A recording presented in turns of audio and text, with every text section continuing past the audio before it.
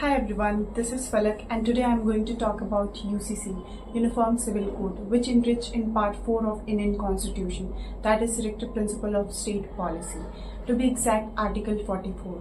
UCC refers to a single set of application of law to the citizen of whole presiding country in personal matters like marriage, divorce, adoption, custody, inheritance, succession.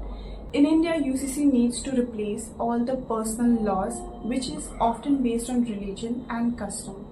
UCC को समझने से पहले चलिए हम समझते हैं कुछ personal laws. Hindu law में मैरिज का क्या रोल है?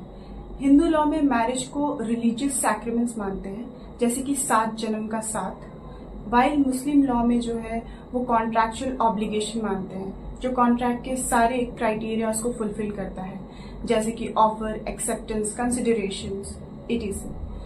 अब बात करते हैं डाइवोर्स की। तो हिंदूज में according to Hindu marriage act section 13 में आप कोर्ट के इंटरवेंशन से डाइवोर्स ले सकते हैं। वाइल मुस्लिम पर्सनल लॉ में कोई भी कोर्ट का इंटरवेंशन नहीं होता है।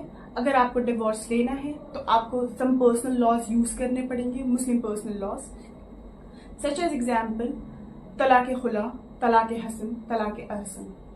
अब बात करते हैं अडॉप्शन की। हिंदूज में अडॉप्शन लीगल है।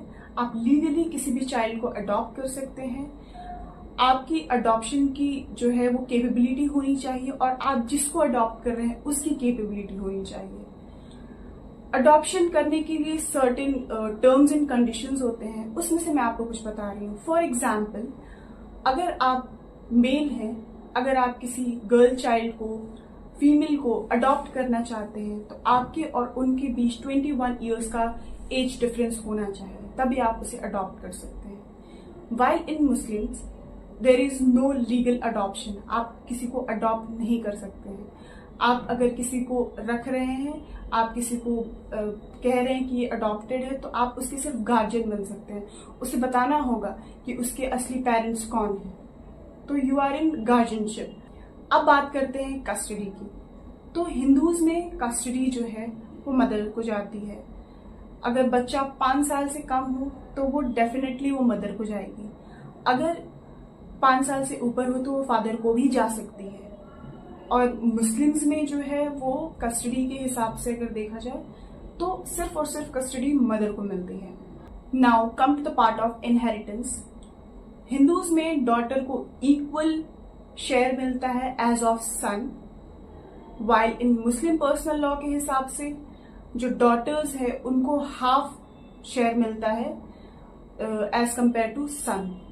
फॉर एग्जाम्पल, हिंदूज के लिए अगर सन के पास 2 है तो डॉटर के पास भी 2 होगा, और इन मुस्लिम्स में अगर देखा जाए अगर सन के पास 2 है तो डॉटर के पास 1 होगा।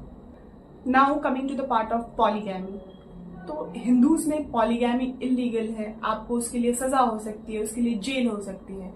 While in Muslim personal law polygamy is not illegal, it is permissible to have 4 wives. Goa ऐसा स्टेट है जहां पे यूसीसी इम्प्लीमेंट है 1961 से, after the liberation of Portuguese.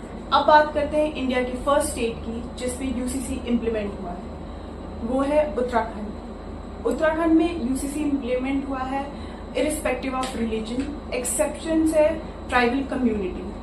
अब बात करते हैं कुछ एस्पेक्ट्स की, such as marriage. If 2 individual get married, they have to register their marriage within the 60 days of their marriage. If they don't, they get certain penalties irrespective of their religion.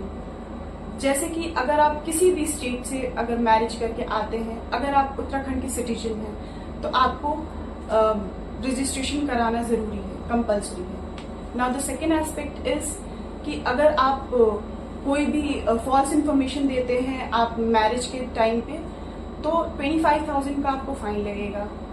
अगर आप marriage अपनी register नहीं कराते हैं तो आपको 10,000 का fine लगेगा। अगर आप डाइवोर्स ले रहे हैं with in the intervention of court का इंटरवेंशन आप नहीं कर रहे हैं तो आपको उसके लिए पनिशमेंट मिल सकती है, 3 years की इम्प्रिजनमेंट हो सकती है। अब बात करते हैं लिव इन रिलेशनशिप की। इरिस्पेक्टिव ऑफ आप किसी भी स्टेट के रेसिडेंट हो, अगर आप उत्तराखंड में आके स्टे करते हैं तो आपको कंपल्सरीली रजिस्टर करना होगा आपके पार्टनर के साथ। अगर आप नहीं रजिस्टर करते हो तो आप लीगल कंसिक्वेंसेस फेस करोगे. And also a partner can terminate their relationship by submitting a formal statement to the court. If a man leaves a woman in this relationship, the women have right to claim maintenance under related section of BNSS and CRPC. If a child born out from this relationship, the child will be considered as legitimate child. In this, men and women have the same right to seek divorce. The ground for divorce are cruelty, adultery, conversion of religion, and many more. Women have special right to seek divorce in this act. The first is the husband has been found guilty of rape or unnatural sex offences, and the second is husband have more than one wife. Now we are going to discuss some case laws which shows why we need UCC in very first place. The first one is Shah Bano versus Mohammad Ahmed Khan. इस case में क्या हुआ था कि जो मोहम्मद अहमद खान थे वो एक लॉयर थे जिन्हें लॉ के सारे लूप होल्स पता थे. उन्होंने अपनी वाइफ को थ्रू इंस्टेंट ट्रिपल तलाक डाइवोर्स दे दिया. उन्हें पता था कि कोर्ट में उनकी कोई सुनवाई नहीं होगी उनकी वाइफ की. वो कोर्ट में गई मेंटेनेंस के लिए. फर्स्ट टाइम में उनको रिजेक्ट कर दिया गया उनकी रिक्वेस्ट को, but after some times higher court ने उनकी सुनवाई करी और उनको मेंटेनेंस मिला through 125 CRPC. Now we are going to discuss second case law, that is Sarla Mudgal versus union of India. In this case बहुत सारे मेंस जो हैं, टू बी एग्जैक्ट 4 पिटिशंस पड़े थे इस पे, जहां हिंदू मेन कन्वर्ट कर रहे थे खुद को मुस्लिम्स में टू मैरी मोर वुमेन.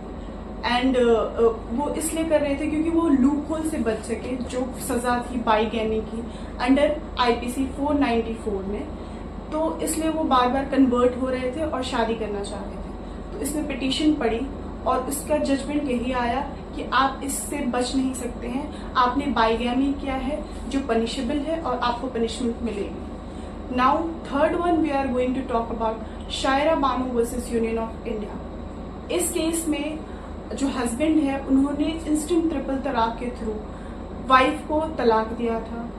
उन्होंने रिट पिटीशन फाइल की थी जिसमें उन्होंने कहा था कि इसमें वुमेन्स की राइट और इक्वालिटी कहाँ है, हमारी राइट कहाँ है.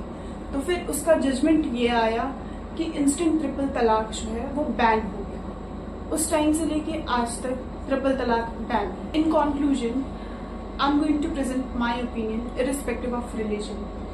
UCC is very important to implement in India as it promotes uniformity in India. जैसे सपोज कीजिए आप कोई क्राइम करते हैं तो आपको उसकी सजा मिलती है, तो उस टाइम पे आपसे ये नहीं पूछा जाता है कि आपका रिलीजन क्या है, आपका जेंडर क्या है. आपको सजा तो एक ही मिलती है जो कि CRPC में मेंशन है. तो वाई फॉर सिविल लॉज हमारे पास डिफरेंट पर्सनल लॉज हैं जो कि कॉम्प्लेक्सिटी को बढ़ाते हैं. तो वो सब क्यों होने चाहिए? हमारे पास एक ही सिविल लॉ होनी चाहिए जो कि कोई भी पनिशमेंट को एक ही तरफ से देखे respective of their religion, their gender. India ऐसे डाइवर्स कंट्री में जहाँ पे बहुत सारे रिलीजन हैं, बहुत सारे लॉज हैं, बहुत सारे पर्सनल लॉज हैं, ये सारे बहुत सारे कॉम्प्लेक्सिटीज को बढ़ाते हैं और बहुत लोगों को कंफ्यूज करते हैं हर चीज के लिए. इसलिए हमें UCC को प्रमोट करना चाहिए और हमें UCC को इंडिया में लाना चाहिए. If you have any other opinion, please comment down below. Thank you.